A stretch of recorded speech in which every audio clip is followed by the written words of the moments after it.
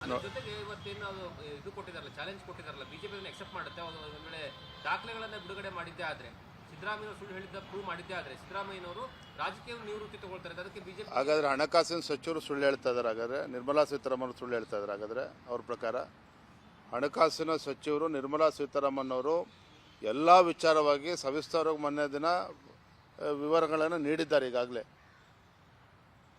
ಹಾಗಾಗಿ ಈ ರೀತಿ ಮಾತುಗಳನ್ನು ಆಡೋದ್ರ ಮುಖೇನ ನೋಡಿ, ಒಂದು ತಾವು ಮಾಧ್ಯಮ ಸ್ನೇಹಿತರು ಅರ್ಥ ಮಾಡ್ಕೋಬೇಕು.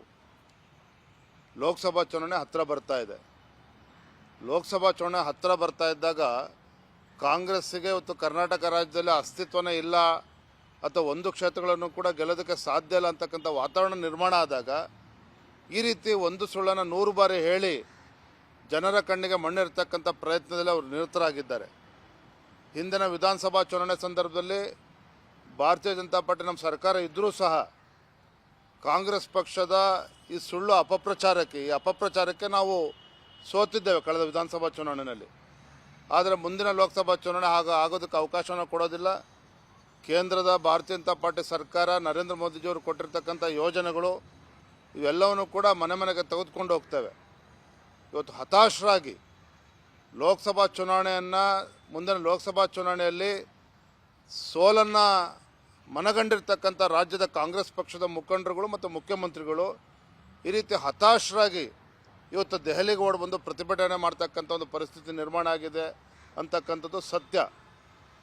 ಹಾಗಾಗಿ ಮಾನ್ಯ ಮುಖ್ಯಮಂತ್ರಿಗಳು ಇರ್ಬೋದು, ಕಾಂಗ್ರೆಸ್ ಪಕ್ಷದ ಮುಖಂಡರು ಯಾರು ಏನೇ ಹೇಳಿಕೆಯನ್ನು ಕೊಟ್ಟರೂ ಸಹ ಕೇಂದ್ರದ ಭಾರತೀಯ ಜನತಾ ಪಾರ್ಟಿ ಸರ್ಕಾರದಿಂದ ಮಾನ್ಯ ಹಣಕಾಸಿನ ಸಚಿವರಿಂದ ನಾವು ಕರ್ನಾಟಕ ರಾಜ್ಯಕ್ಕೆ ಯಾವುದೇ ರೀತಿ ಅನ್ಯಾಯ ಆಗಿಲ್ಲ. ಬರುವಂಥ ದಿನಗಳಲ್ಲಿ ರಾಜ್ಯದ ಜನತೆ ಮುಂದೆ ಎಲ್ಲವೂ ಕೂಡ ನಾವು ಉತ್ತರವನ್ನು ನೀಡ್ತೇವೆ. ಈಗಾಗಲೇ ಹಣಕಾಸಿನ ಸಚಿವರು ಕೂಡ ಇದಕ್ಕೆ ಉತ್ತರವನ್ನು ನೀಡಿದ್ದಾರೆ. ಜೊತೆಗೆ ಇವತ್ತೇನು ಇದು ಕೊಟ್ಟಿದಾರಲ್ಲ, ಚಾಲೆಂಜ್ ಕೊಟ್ಟಿದಾರಲ್ಲ, ಬಿಜೆಪಿ ಎಕ್ಸೆಪ್ಟ್ ಮಾಡುತ್ತೆ. ಒಂದು ವೇಳೆ ದಾಖಲೆಗಳನ್ನ ಬಿಡುಗಡೆ ಮಾಡಿದ್ದೇ ಆದ್ರೆ, ಸಿದ್ದರಾಮಯ್ಯ ಸುಳ್ಳು ಹೇಳಿದ್ದ ಪ್ರೂವ್ ಮಾಡಿದ್ದೇ ಆದ್ರೆ ಸಿದ್ದರಾಮಯ್ಯನವರು ರಾಜಕೀಯ ನಿವೃತ್ತಿ ತಗೊಳ್ತಾರೆ. ಅದಕ್ಕೆ ಬಿಜೆಪಿ ಹಾಗಾದ್ರೆ ಹಣಕಾಸಿನ ಸಚಿವರು ಸುಳ್ಳು ಹೇಳ್ತಾ ಇದ್ದಾರೆ. ಹಾಗಾದ್ರೆ ನಿರ್ಮಲಾ ಸೀತಾರಾಮನ್ ಸುಳ್ಳು ಹೇಳ್ತಾ ಇದ್ದಾರೆ. ಹಾಗಾದ್ರೆ ಅವ್ರ ಪ್ರಕಾರ ಹಣಕಾಸಿನ ಸಚಿವರು ನಿರ್ಮಲಾ ಸೀತಾರಾಮನ್ ಅವರು ಎಲ್ಲ ವಿಚಾರವಾಗಿ ಸವಿಸ್ತಾರವಾಗಿ ಮೊನ್ನೆ ದಿನ ವಿವರಗಳನ್ನು ನೀಡಿದ್ದಾರೆ ಈಗಾಗಲೇ. ಹಾಗಾಗಿ ಈ ರೀತಿ ಮಾತುಗಳನ್ನು ಆಡೋದ್ರ ಮುಖೇನ ನೋಡಿ, ಒಂದು ತಾವು ಮಾಧ್ಯಮ ಸ್ನೇಹಿತರು ಅರ್ಥ ಮಾಡ್ಕೋಬೇಕು. ಲೋಕಸಭಾ ಚುನಾವಣೆ ಹತ್ತಿರ ಬರ್ತಾ ಇದೆ.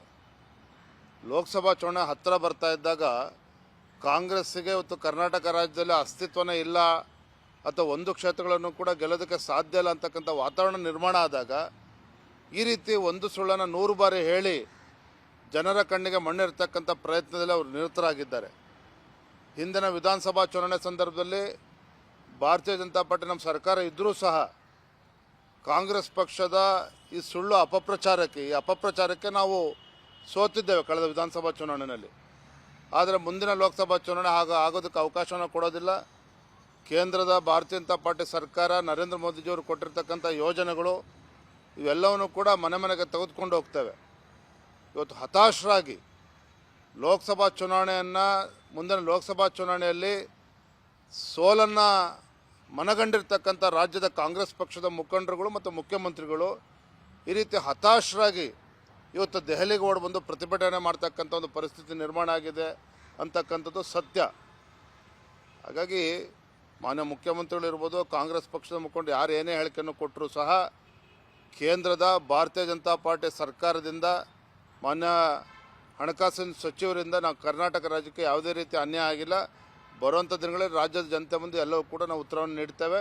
ಈಗಾಗಲೇ ಹಣಕಾಸಿನ ಸಚಿವರು ಕೂಡ ಇದಕ್ಕೆ ಉತ್ತರವನ್ನು ನೀಡಿದ್ದಾರೆ. ಅನುಕ್ಷಣದ ಸುದ್ದಿಗಳಿಗಾಗಿ ವಿಸ್ತಾರ ನ್ಯೂಸ್ ಯೂಟ್ಯೂಬ್ ಚಾನೆಲ್ ಸಬ್ಸ್ಕ್ರೈಬ್ ಮಾಡಿ. ಹೊಸ ಸುದ್ದಿಗಳ ನೋಟಿಫಿಕೇಶನ್ಗಾಗಿ ಬೆಲ್ ಐಕಾನ್ ಕ್ಲಿಕ್ ಮಾಡಿ. ಲೇಟೆಸ್ಟ್ ಅಪ್ಡೇಟ್ಸ್ಗಾಗಿ www.vistaranews.com ವೆಬ್ಸೈಟ್ಗೆ ವಿಸಿಟ್ ಮಾಡಿ. ಅಂಗೈಯಲ್ಲೇ ಜಗತ್ತಿನ ಸುದ್ದಿ ತಿಳಿಯಲು ವಿಸ್ತಾರ ನ್ಯೂಸ್ ಕನ್ನಡ ಆಪ್ ಡೌನ್ಲೋಡ್ ಮಾಡಿ.